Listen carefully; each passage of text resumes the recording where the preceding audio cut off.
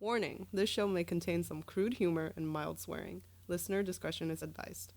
The show was produced by Geek Happy Network, creators of the very best in audible oracle entertainment. In other words, podcasts.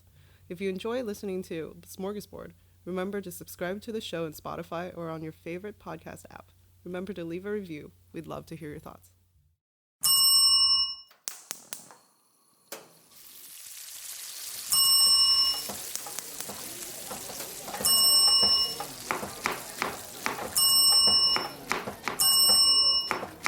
This is Smörgåsbord! Welcome to Smörgåsbord, a show where we explore the rituals, myths, and all things strange about the world of food. I'm Mick, and here with me is my co-host, again with the air horns. Angel. Angel has an obsession for air horns today. And today, we're covering the most popular food in America. Chinese food. Chinese food that's made in America. Not China. The one thing that's not made in China. Yeah, isn't it crazy? But still made by Chinese. Yes. Weird. Did you know that there are more than 40,000 Chinese restaurants in the United States? No. You do now. Thank you for that number. That's actually way more than the number of McDonald's, which is only about 14,000.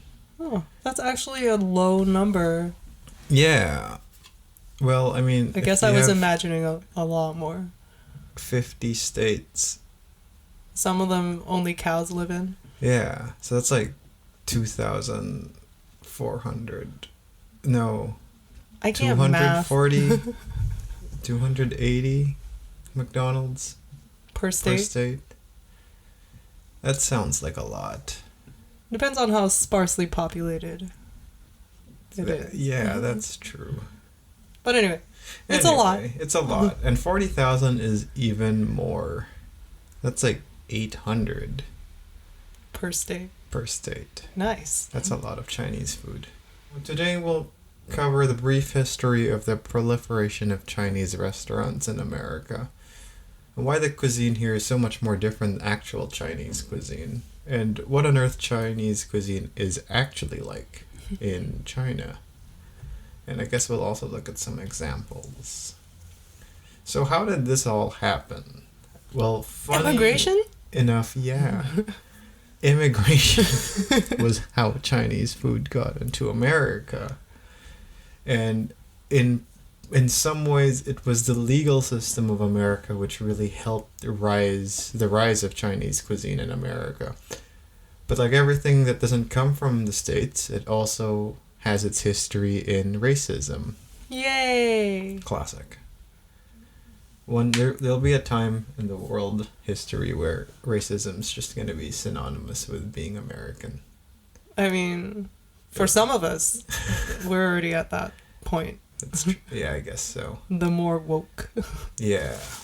During the late 19th and early 20th century, as many as 300,000 Chinese workers arrived to America only to be treated as second-class citizens. Surprise, surprise. Often getting paid lower wages aside from being treated like crap. Eventually, the U.S. changed their minds on their immigration laws and just barred the Chinese from immigrating further, even making it hard for the Chinese who've already entered America legally from re-entering if ever they do leave the country.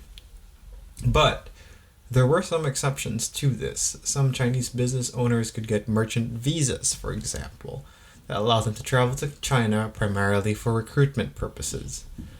Most of these business owners were owners of laundromats, looking to bring in more Chinese workers to work with them. Essentially, jobs Americans didn't want to do, from what it seems. Of course. So, I mean, it's still kind of that way. Yeah, I mean, it kind of made sense back then, bring immigrants in just to get them to do the jobs that your regular citizens don't want to do. Except now, they're like, immigrants are stealing all our jobs. Yeah, the jobs that you don't want in the first place. Yeah, exactly. So, but what did these have to do with Chinese food? Well, in 1915, the U.S. included restaurants to the list of businesses that can get merchant visas. To the Chinese, this created a loophole to immigrate. It also led to a boom in Chinese restaurants in the United States. The boom was so big that between 1910 to 1930, the number of Chinese restaurants in America nearly quadrupled. A good amount of that happening in New York. Woohoo!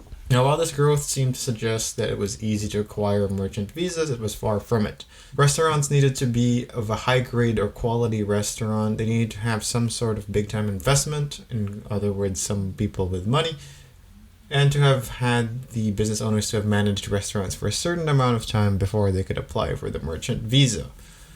They also required the support of American witnesses, in other words, white people, to sign their visa application. But the Chinese immigrants did find a way around a lot of these. So working together, for example, they would pool their money together to open a restaurant, and then each investor in that restaurant would then take turns managing the restaurant until they each reached a merchant status. Once they get that, they would go back to China, or they would apply for the visa, get the visa, go over to China, and hire/bring their family over. When it comes to finding teamwork. It was pretty good teamwork. And when it came to finding American witnesses, well, they would just use their vendors or suppliers to sign the papers for them. Kind of this whole, I don't know, quid pro quo, Quid pro quo? Quo? Relationship going on, you know. The vendors can sell their wares to these Chinese restaurants, and all they got to do is sign some papers. It's a circle of racist capitalism. Yeah. But they're all helping each other out, I guess. But just because there were a ton of Chinese restaurants usually doesn't mean success.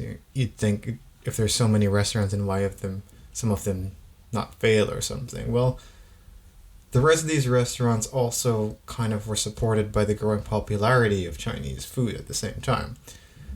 Americans came to love Chinese food, whether for kind of eating something different or breaking the status quo of traditional American food. Which is potatoes. Potatoes, yep. Bread and potatoes. Or it being a cultural experience. Or simply because most of these restaurants were open late at night, allowing those up late at night partying or whatever to have a place to eat. Oh yes, this is why Richmond is a good place to be. True, there's so much Chinese restaurants here that are open late. When it comes to the popularity of it as well, I think a big part of it also came to the Chinese chefs who ran the restaurant. Rather than trying to force traditional Chinese food into the restaurants, which tend to be very different from the palates of Americans, they instead changed the flavors and recipes to fit the American tastes and needs. For instance, American palates prefer spicy, sweet, and crispy tastes, which led to popularity of things like sweet and sour pork or lemon chicken, which aren't really common dishes in China. Or if they are, it's a very different variation or recipe. There's less sweet things in actual Chinese food. Yeah. If any. Like, I can't think of any traditional dishes that's actually, like, sweet and tangy. Like, that's not a thing. Exactly. Another American preference is for sauces rather than using the meat flavors. So this is why you'll see a lot of Chinese dishes here often are heavy with sauces, or the meats are often cooked with strong sweet and spicy flavors. So again, think about sweet and sour pork or lemon chicken, orange chicken, beef and broccoli, I think, which is like just doused in ridiculous amount of oyster sauce. Right. One other cause to the difference of flavors are also from the availability and preference of ingredients.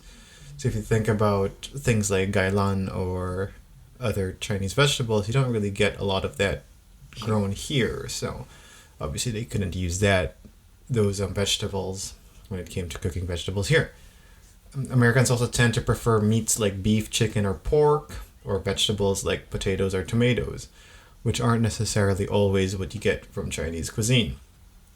Another thing is the preference of Americans for dairy, which isn't a thing for Asian people, because most Asians are lactose intolerant. Yeah. Exactly. I'm blessed to not be one of them. I can eat a lot of cheese. But you also don't eat rice, so... What does that have to do with lactose? It just puts the question whether or not you really have any Asian blood in you. Yeah, I can't drink alcohol, so... Yeah. Okay. There. Fine. Proof. Fine. Another preferential difference is how Americans only prefer to eat certain cuts of meat rather than eating other parts of the animal, such as such as ears or bone or tongues. Chicken feet. Or chicken feet, yeah, exactly. Which I still don't understand as a concept. There's no meat on it. You're just eating like it's skin and claws. It's the flavor and the texture, really. So that's another big difference between Americans and Chinese, is that the textural differences and preferences are very different between Chinese and American palates. So a lot of Americans don't really like the jelly-like texture of tendons or chicken feet, exactly. Whereas pig's ears. Pig's ears is another one, or tongue and stuff like that.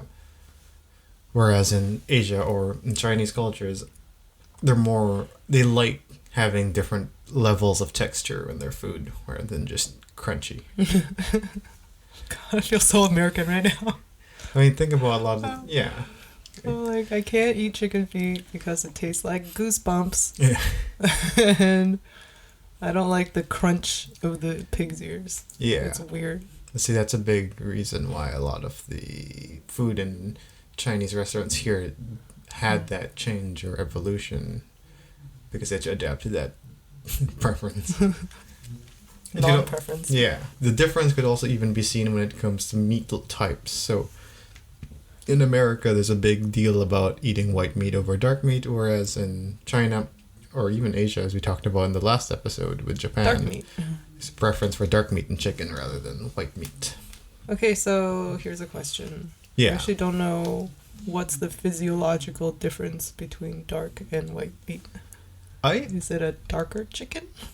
That's a good question. From what I know, it's the texture you get out of it. Right. White meat. They do taste different. I just don't know what makes it different. Is it different kinds of chicken?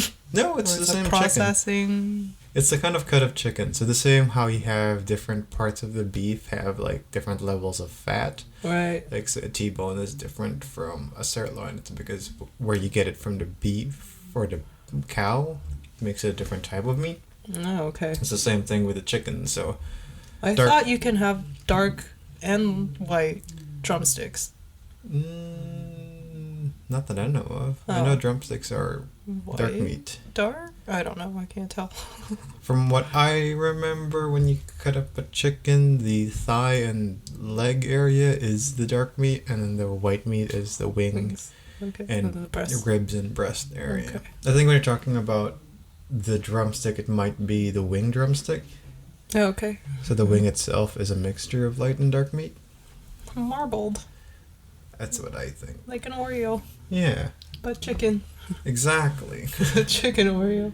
We'll go through a number of different of these American Chinese dishes, and I looked into a little bit of the history of it as well. I think one of the most common ones is General Tso's chicken. Oh yeah. I used to order a party trough of that. Yeah. So I really liked it.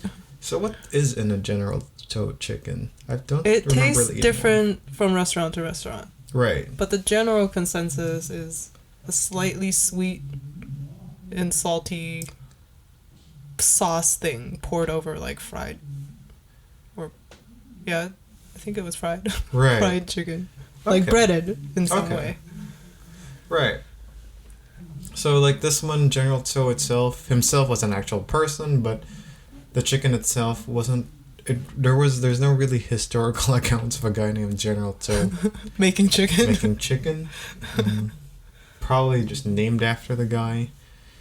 This was thought to be believed to be made back in New York in the 1970s. But it also has some historical accounts being found in Taiwan back in the 50s. Ooh. But no, not by a guy named General Tso. No. Another common Chinese thing that is definitely not from China is fortune cookies. Yeah. So fortune cookies were actually created in California through Japan. It was a Japanese snack called omikuji senbei, which is a rice cookie with a small piece of fortune inside. So really, nothing really much about it being Chinese in history, but a lot of it kind of was picked up by Chinese restaurateurs in America to try to attract more people in it. So it was a way to kind of I mean, when It I was a was marketing little, tactic. it was my favorite part. Yeah, Dinner. right? It was like this cool thing that, ooh, I could get my fortune after eating. The holy grail is if you get 2 pieces of paper Ooh. in one cookie. What if it's 2 bad things? You get to pick I don't which think I've bad thing. ever had a bad one, Oh, which wow. is pretty biased Yeah, because they want to make you feel good. it's true. But they're also I never so got vague. the you will get very graphic indigestion one. You will have explosive diarrhea. Good luck. Another dish would be something like the egg foo young, which is created by immigrants from Canton coming into Canada or into America. This one was egg foo young does have its histories in China, but then tweaked again to fit the American tastes. I actually don't know what egg foo young is. It's like a pancake with vegetables and stuff, and then you put like a mushroom sauce, I think, or gravy on top of it. It's just one of those things I never wanted to order. Yeah. It never looked good, you know? Like, Yeah. every time I saw one, it just looked gross. Like a sad egg pile. Yeah. Now I want to go try one. Yeah. As we mentioned, lemon chicken is another one that's very, very popular, but not really... The way lemon chicken is cooked here is very different from the way lemon chicken is cooked in China. Yeah, I So feel like here they just use like Tang. You get Yeah. a bottle of Tang.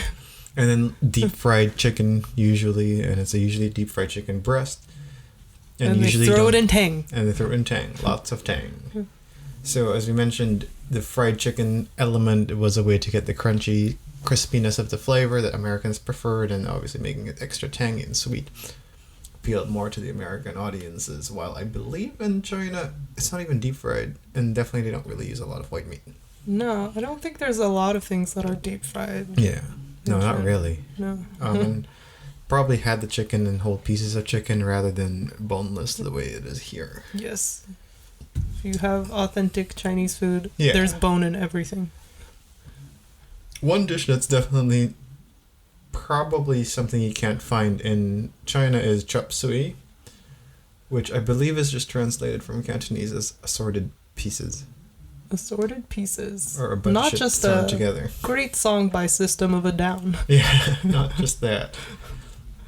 This one was definitely just created in the States. It was kind of just a mixture of different stuff. I think the history seems to have come back in the earlier times of Chinese immigration during the gold rush in the 1800s or middle 1800s, where it seems like a bunch of drunken miners came into a restaurant or a place with a Chinese owner and just demanded food, so he just kind of threw a bunch of old food together into a plate and fed. Take that. Yeah, they just kind of put a bunch of soy sauce in it, and then was like, "Here, try it."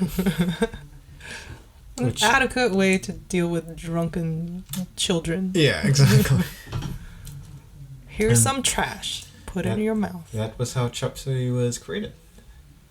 Another one is mushu pork. Now, mushu pork actually does exist in China, but as we mentioned, it's pretty different. A big part of it is that mushu pork in China would include things like woody or fungus or carrots or whatnot, while the one here definitely does not involve that. I really like Whittier fungus. It sounds gross. I've never tried it. Anything with the I'd be word curious. fungus in it just doesn't sound good. Sounds like something But- that comes out of your feet. It's crunchy. That sounds good. I'd be down to try it. I've never tried it. I've actually never tried mushu pork even here. I don't The think I mushrooms. have either. Yeah. But it's like a crepe-like pancake of sorts with stuff in it. I don't know. We Seems good. should go Chinese food. Yeah, I'm down. Another one that is far from how it is in China, although it does exist, is sweet and sour pork Emphasis on the sweet. and the sour. Yep. More tang. More tang here again, as usual. There are a bunch of other stuff too. There's a long list of stuff, and maybe one day we'll do an episode going through the history of each and every one of these, or maybe just trying all of them. It's a lot. But egg rolls is another one where... again, Another the deep fried. Deep fried Yeah. and definitely American made here. Orange chicken is another one that was definitely not made in China. It was created in 1983 by Panda Express. is what they like to Nice. claim. At least that's Panda Express's claim to fame.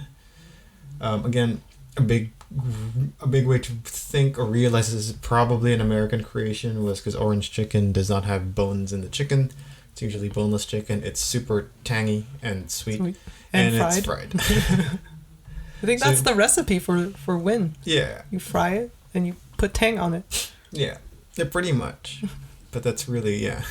That's it. If you go to a Chinese restaurant and you want to figure out which stuff is American and which one is Chinese and which one is American Chinese, you ask those three questions. Is it sweet? Is it deep fried? Is it deep fried? What's the third question? Are there bones? Are there bones? Or Yes. is it a usual? Are there any body parts of an animal that you don't usually see? Intestines. Yeah. Pig's feet. Yeah. Those ones are definitely not of this. I think lo mein and chow mein also have different variations here compared to China. food in China. Yep. There's also crab rangoon, which is definitely not I don't even know what that is. Chinese. It's a wonton wrapper with cream cheese in it. Oh, I love that stuff. Oh, that's the other one. Is there dairy? If there is dairy, Dairy. it's definitely not from China. Yeah, those deep fried wontons with cream cheese. Yeah. Chinese chicken salad is another one. Yeah, there's no such thing as salad. Exactly. We cook Most our food is vegetables. cooked. Yes. So I think it's worth asking the question then of what the heck is actual Chinese food? And from what I've read up on and really come to understand, it's kind of a very hard question to answer. China is massive with so many different people and so many different subcultures that you can't really just explain one type of food as Chinese food. Every region has their own thing. Yeah. So it's the same way of saying, I don't know, that Chinese food is like European food. You know? Yeah. It's just not divided into clear countries. Yeah, exactly. One big thing with many little things. When it comes to Chinese cuisine, it seems like there is 8 main regional cuisines, but that doesn't mean that within that one region is only one type of cuisine. You could usually find a bunch of micro cuisines in there. Generally speaking, though, when you look at Chinese food, it's very different to Western cuisine because of the food available and the food that they choose to use. So you'd see things like fungi or dogs or turtles or frogs or insects or different animals that they would try to eat. It's not just stuck to the big chicken, the shrimp, three. fish, Beef, pork. and beef. Yeah. Yeah. When it comes to also vegetables, you also see a wide variety of different vegetables. It's not just lettuce, whatever else Americans eat, potatoes. Potatoes, lettuce, Yeah. cabbage. Sometimes, yeah. Sometimes. You could see things like bok choy or bamboo shoots or bitter melon or radishes, lotus pods, food, tofu, Tofu. or mung beans and Delicious. stuff like that. I think when it comes to the philosophy or approach when it comes to also eating, I think there's a level of how in China they accept the food very different from the way Americans accept it. I think there's a level of health for sure when it comes to it and some medicinal way of eating food. So it's not just you could eat French fries every day, you know, like there's a way of, if you feel sick, you could eat this. If it's a different season in the year, you could eat that as well. So it's... You don't want to be like that girl that only eats chicken nuggets for like 12 years of her life. Exactly. And then she gets violently ill when she doesn't eat nuggets. Yeah, exactly. When it comes to, I think, the Chinese cuisine, it's seasonal and also health dependent when what you eat. So think about, I guess, when you're sick, here you eat chicken noodle soup or something like that. But this one's a more complex cuisine than just It's that. not just one thing. It's Yeah. a plethora of things. I think another big thing is because refrigeration or cleaning stuff isn't common in China, everything is either cooked or served hot, so you don't get, like you mentioned, salads or whatnot in China. Which sounds like a great place to eat. I do like warm food. Yeah, imagine, paying $21 for food that someone actually prepared and cooked, rather than just chopped and tossed. I had a salad at Disneyland that was $21. Jesus. It was just like half a head of lettuce. Yeah. They just chopped it in half and put some bacon on it. Yeah. I was like, wow. Sounds great. Lunch. Love it. Another thing is, like we mentioned, there's very, very, very few deep fried foods in China, even no matter what region you're at. Generally, stir frying is more common, but not really deep frying. Yeah, and when it comes to the different cuisines, there are so many different cuisines, and like we mentioned, it's really broken into 8 different ones. We're not really going to go through all of this. Maybe we'll do it in a different episode or something, but it's really cool to look through them. You could really see the difference because of the regions. So some places have more rivers, some places are more mountainous, some places are more fieldy, or have more of different vegetables or whatnot, and they really find a way to kind of bring that to light. Eat local. Exactly. It's I think they kind of come to embrace what they have in front of them and make the best out of it rather than force something else. Yes, it's unnatural to have pineapples Yeah. all time of the year. Yes. So I think it's kind of cool because of that, you get this really wide variety of things. You should try some fungus. I Actually, should. great. But I mean, like, is it like mushrooms though? Because then if it has It's mushroom gouty stuff, then, right? I would do some research on that. Yeah. 'Cause I don't know about the properties of different fungi. Right? Yeah, I don't know. I'm down to try it though. I mean, it's just pain. It's just pain. Here's the ambulance Alright, coming to save me already. Just pop an Advil before you have some fungus. You're fine. Yeah, I'll be fine. Man up. Yeah, sure. So when it comes to the question of is it good though, I think it comes to taste preferences. There's obviously there are purists or whatnot who will claim that it's wrong what they did with American Chinese food, but to be honest, all that food was created by the Chinese. Right. To serve an American audience. It's all about marketing. Yeah, there's nothing. I don't using taste. Exactly. I don't think there's anything wrong about American Chinese food. I don't It's feel just a like food different needs to cuisine. be authentic Yeah. for you to enjoy it. I mean, it in some ways it is authentic, right? Yeah. Like it's Chinese people who made this food. Just like relocated. Yeah. So, languages shift, so do cuisines. Exactly. And I think obviously it seems like food in China sounds more healthier than the food I mean, yeah. American Chinese food. I'll give them that. Right. I'm definitely down to try a lot of this Chinese food, though. I think in Richmond, I think it's hard to find authentic Chinese food, but I think or at least for me, because I don't know what to get, I don't either. but you can kind of, I don't know, tell the difference as well with like more Chinese places than ones that are trying to cater to American audiences when you look at the food they serve, because there's less fried food. Yes. No, you can tell. You can definitely Yeah. tell the difference. You just have to find the hole in the wall places. Exactly. Yeah. When it comes to what we're eating, I think I'm gonna go eat some dim sum tomorrow. Sounds good. Yeah. I don't know. I take each meal as it comes. Yeah. I don't plan ahead for that. That's fair. It's nice to see you evolve though from just eating hummus to now eating food. Nothing. Yeah, I don't even have a stock of hummus No, at my house now. that's good. I've upgraded. You've grown so much in these past 11 episodes. It's nice I've to see transcended growth. reality. That's great. I can't wait to see where you're at in episode. Yeah, you know what? I have some haichu in my pocket that I got from my car mechanic. It's probably going to be my dinner. You went from buying hummus to just begging for haichu. I didn't have to beg, okay? Sorry, They being offered it to supplied. me. Yeah. Anyway, that's kind of our episode today. It's a little bit shorter, which is nice. Yeah. Okay. I have to go beat traffic now. Yeah. Sorry for the loud neighbors downstairs. Happens. Yeah. The plight of sound people. I understand now. Yeah, right. Okay. Bye.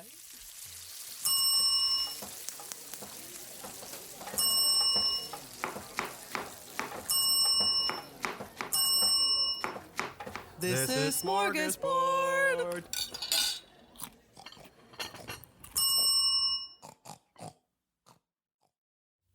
Have a food-related ritual, myth, or something strange you want us to explore? Send us a message through Facebook at Geek Happy Network. We'd love to hear from our fellow foodie listeners. And while you're there, remember to subscribe or follow us too. This show was created by Angel Lin and Mik Narciso, hosted by Angel Lin and Mik Narciso, editing by Mik, and logo by Angel. Come give us a listen at geekhappynetwork.com or look for us on your favorite podcast app. Oh, and be sure to follow us on Facebook or Instagram at Geek Happy Network.